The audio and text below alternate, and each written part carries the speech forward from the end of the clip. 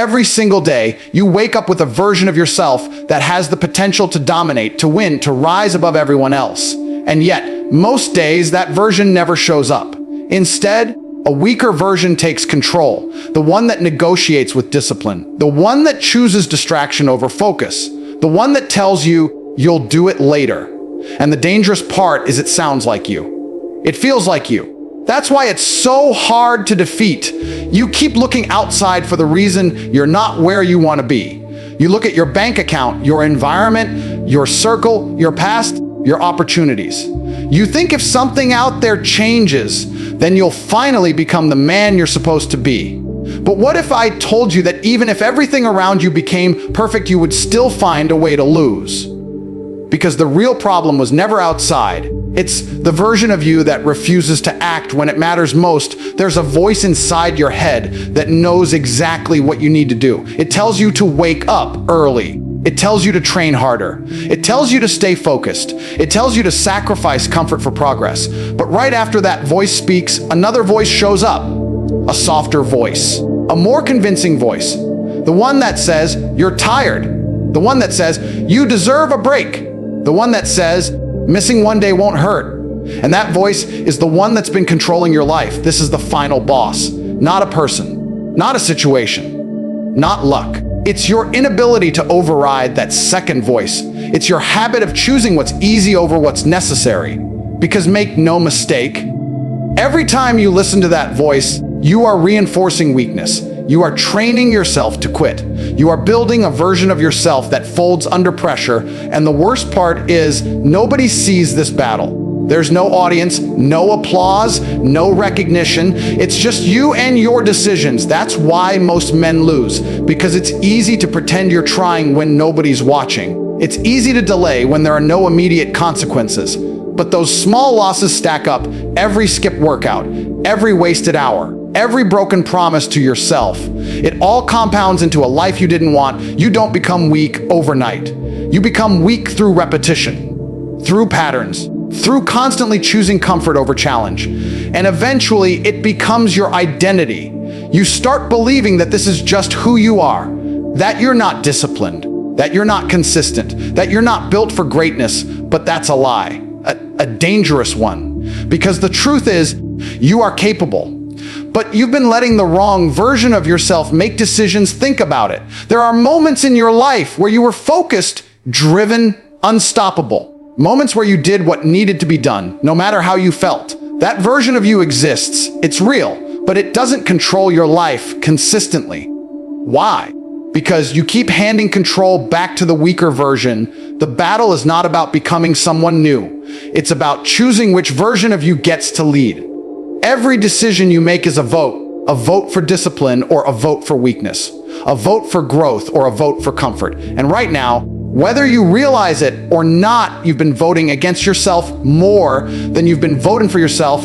And until you take full control of that internal battle, until you start recognizing that the real enemy is the part of you that resists effort, that avoids discomfort, that seeks the easy way out, you will stay exactly where you are, no matter how badly you say you want to change.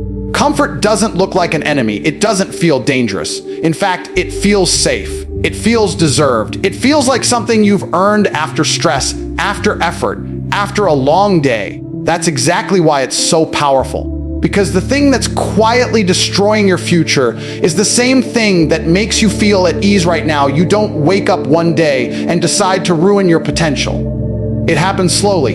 It happens in moments so small you barely notice them. Hitting snooze one extra time, choosing entertainment over effort, delaying something important because you don't feel like it today. These decisions seem harmless, they feel normal, but they are stacking up, building a pattern, shaping a version of you that gets addicted to ease. The problem with comfort is not that it exists. The problem is when it becomes your default. When your life starts revolving around avoiding discomfort instead of chasing growth. Because growth is never comfortable. Growth demands pressure. It demands sacrifice. It demands that you step into situations where you are tested, stretched, and sometimes even broken before you become stronger. But most people never reach that point. Not because they lack ability, but because they avoid the process.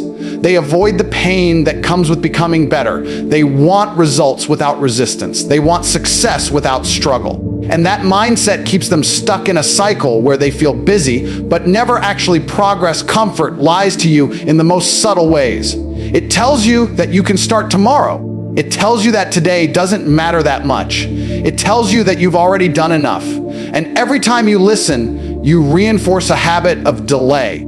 A habit of choosing what feels good now over what will make you better later. And here's the truth most people don't want to accept. Your life is a direct reflection of the level of discomfort you're willing to tolerate. If you avoid difficult conversations, your relationships stay weak. If you avoid hard work, your results stay average. If you avoid discipline, your mindset stays fragile. Look at the strongest, most successful individuals. Their lives are not built on comfort. They wake up when they don't feel like it. They train when their body is tired. They focus when distractions are everywhere. They put themselves in situations that force them to grow, even when it's painful, even when it's exhausting. That's the difference. It's not talent. It's not luck. It's the ability to operate under pressure while others retreat into comfort right now. There are two versions of your future being created. One is built on easy choices, on shortcuts, on temporary pleasure. That version leads to regret, to frustration, to constantly wondering what could have been. The other version is built on discipline, on sacrifice, on doing what's hard even when no one is watching. That version leads to strength, confidence, and real power. And every single day, you are choosing between those two paths. Comfort will always be available. It will always be easier to stay where you are than to push forward. That's why most people never leave their current level. They get used to it. They adapt to it. They convince themselves it's enough, but deep down, they know it's not. You can feel it when you waste time. You can feel it when you avoid something you know you should be doing. There's a voice inside you that reminds you that you're capable of more. But instead of listening to it, you silence it with distractions, with excuses, with temporary satisfaction, and over time, that voice gets quieter. Not because it disappears, but because you've trained yourself to ignore it. If you want to break this cycle, you have to change your relationship with discomfort. You have to stop seeing it as something to avoid and start seeing it as a signal. A signal that you're moving in the right direction. A signal that you're pushing past your limits. A signal that you're becoming stronger, because the truth is simple. Everything you want is on the other side of discomfort. Strength, success, confidence, discipline, they are all built in moments where you choose effort over ease, where you choose growth over comfort, where you choose to keep going when every part of you is telling you to stop. And the moment you start embracing that discomfort instead of running from it, you begin to separate yourself from the version of you that was always meant to stay average. Most people wait to feel ready before they take action. They wait for motivation, for the right mood, for the perfect moment where everything aligns and suddenly the work feels easy. But that moment rarely comes. And even when it does, it doesn't last. Motivation fades, feelings change, energy drops. And when that happens, the average man stops.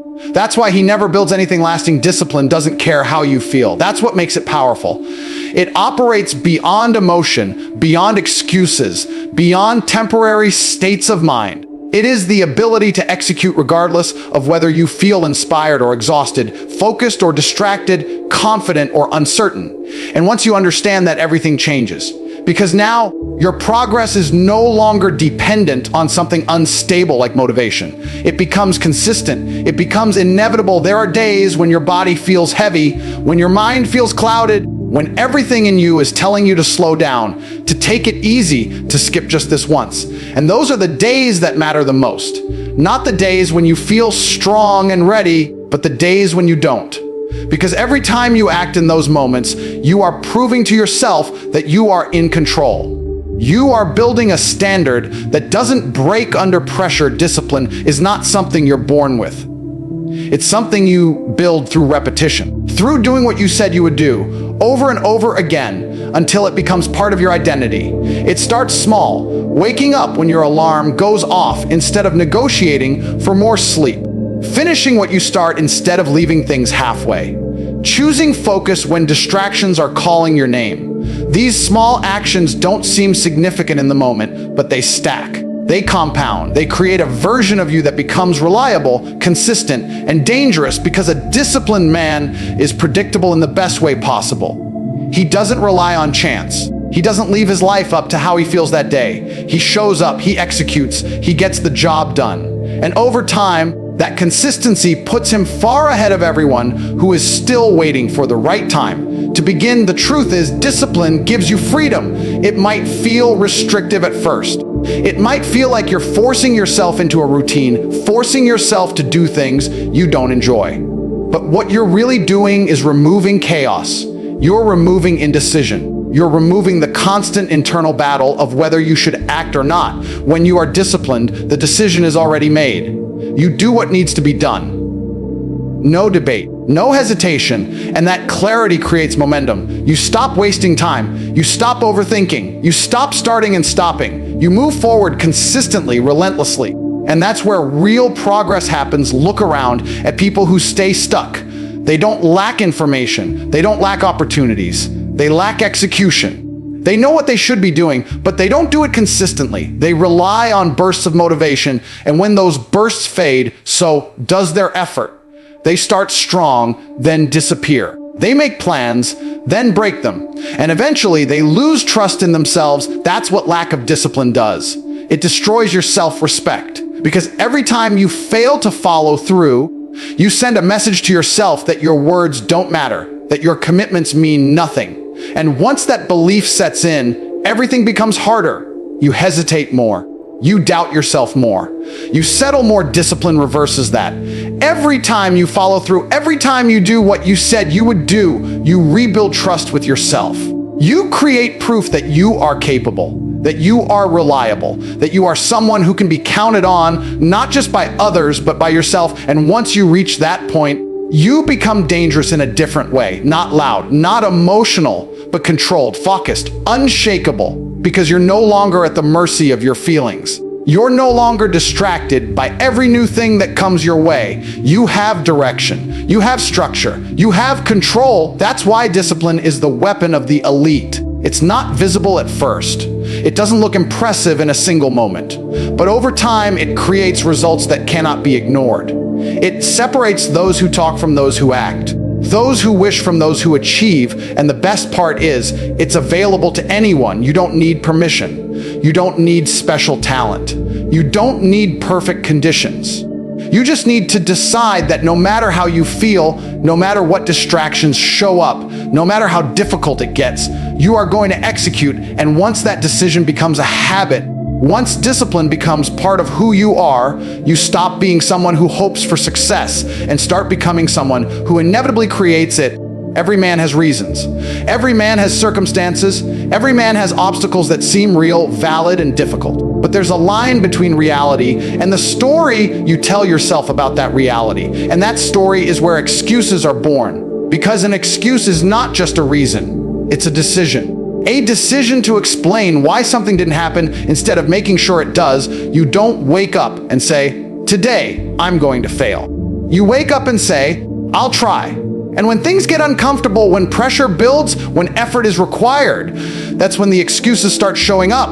Quiet at first, subtle, reasonable. I didn't have enough time. I wasn't feeling well. I'll do it later. And the more you repeat them, the more normal they feel, the more justified they seem, until one day, you don't even question them anymore. The dangerous part about excuses is that they protect your ego while destroying your potential. They make you feel better in the moment. They give you something to hide behind. They allow you to avoid responsibility without feeling like you've completely failed. But every excuse you accept is a step away from the life you say you want. Because when you make excuses, you're not just explaining your situation. You're reinforcing a mindset. You're telling yourself that external factors control your results, that you are a victim of circumstances, that your progress depends on things outside your control. And once you believe that, you lose power, you lose urgency, you lose the drive to take action, because in your mind, it's not fully your responsibility anyway. But the truth is harsh. Nobody cares about your excuses. The world doesn't reward intentions. It doesn't reward effort that wasn't completed. It only responds to results. You either did the work or you didn't. You either showed up or you didn't. There is no in between, no partial credit for what you meant to do. Look at any man who is winning in life. He has problems. He has setbacks. He has days where everything goes wrong. But what separates him is simple. He does not negotiate with excuses. He doesn't allow them to become part of his identity. When something goes wrong, he doesn't waste time explaining it. He fixes it. He adapts. He moves forward. That's the mindset shift, from explaining to executing, from defending your limitations to breaking through them. Right now, if you're honest with yourself, you already know where you've been making excuses. You know the things you've been avoiding, the goals you keep delaying, the habits you keep breaking. And deep down, you also know that your reasons are not as strong as you pretend they are, because if it truly mattered enough, you would find a way. Excuses thrive in comfort. They grow in environments where there's no accountability, where nobody is forcing you to perform, where you can delay without immediate consequences. That's why it's easy to fall into the trap, because there's no instant punishment for choosing the easy path. The consequences come later, slowly, quietly, in the form of missed opportunities, lost time, and unrealized potential. And by the time most people realize it, they're too far behind, not because they couldn't succeed, but because they spent too long explaining why they didn't. The moment you eliminate excuses, everything becomes clear. There are no more distractions, no more stories, no more justifications. There is only action. You either do what needs to be done, or you accept the result of not doing it. That level of accountability is uncomfortable. It removes all hiding places.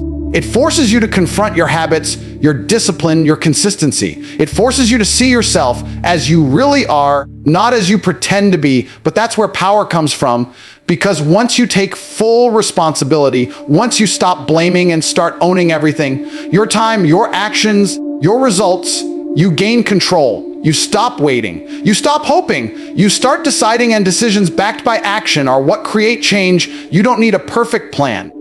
You don't need ideal conditions. You don't need everything to be aligned. You need to remove the option of excuses. You need to reach a point where "I'll do it later" is no longer acceptable, where "I can't" is replaced with "I will find a way," where your standards are higher than your comfort, because the difference between the man who succeeds and the man who stays stuck is not intelligence, not resources, not luck.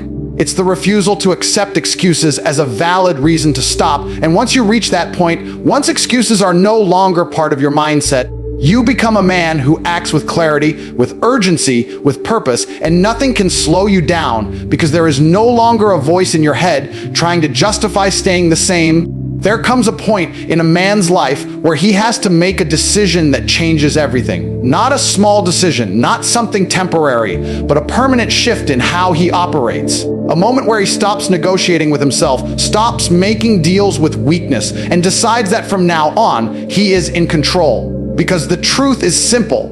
If you cannot control yourself, you will never control your life. Most men are not defeated by the world. They are defeated by their own lack of control. Their emotions dictate their actions. Their habits run on autopilot. Their environment shapes their decisions. They react instead of choosing. They follow impulses instead of principles. And because of that, their life becomes unpredictable, inconsistent, and ultimately limited. Self-domination is the opposite of that. It is the ability to take full command of your thoughts, your emotions, your actions, and your direction. It is not about being perfect. It is about being in control. It is about knowing what needs to be done and executing without hesitation, regardless of how you feel in the moment. Your mind is constantly trying to pull you in different directions. One moment you're focused, the next you're distracted. One moment you're motivated, the next you're doubting yourself. One moment you're ready to push forward, the next you're looking for an escape. That internal chaos is what keeps most men stuck. Because when your mind is not controlled, your actions become inconsistent.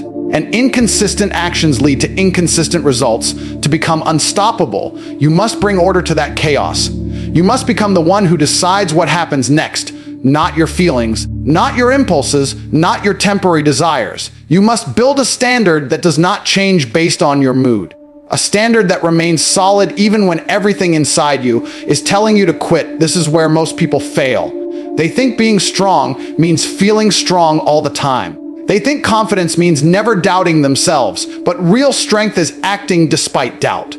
Real confidence is moving forward even when you're uncertain. It's not about eliminating weakness completely. It's about refusing to let it control your behavior. Self-domination starts with awareness. You have to recognize when your mind is trying to take the easy way out, when it's trying to justify laziness, when it's trying to convince you to delay, to avoid, to escape. And once you see it, you have to interrupt it immediately. No debate, no discussion, just action, because every time you hesitate, you give that weaker voice more power. You give it more control over your decisions. And over time, it becomes stronger than your discipline, stronger than your goals, stronger than your desire to change. But the opposite is also true. Every time you act without hesitation, every time you override that voice, every time you choose discipline over comfort, you weaken it. You take control back. You reinforce the identity of someone who does what needs to be done. And identity is everything. You don't rise to the level of your goals. You fall to the level of your habits and your standards. If your identity is someone who negotiates, someone who delays, someone who gives in to distractions, then no matter how big your goals are, you will keep falling back to that level. But if your identity becomes someone who executes, someone who follows through, someone who refuses to break his own standards, then your results have no choice but to rise. This is not easy. It's not supposed to be. Self-domination requires constant effort. It requires awareness in moments where it would be easier to drift. It requires discipline when your energy is low. It requires focus when distractions are everywhere. But this is what separates the unstoppable from the average. An unstoppable man is not someone who never struggles. He struggles like everyone else. The difference is he does not lose control in those moments. He does not allow temporary weakness to define permanent outcomes. He stays grounded in his standards. He stays committed to his actions. He continues to move forward no matter what's happening internally, and over time, that consistency builds something powerful. It builds momentum. It builds confidence. It builds a mindset that is no longer fragile, no longer dependent on circumstances, no longer shaken by discomfort. Because once you have full control over yourself, the outside world loses its power over you. Challenges become opportunities. Pressure becomes fuel. Obstacles become tests that you are prepared to face.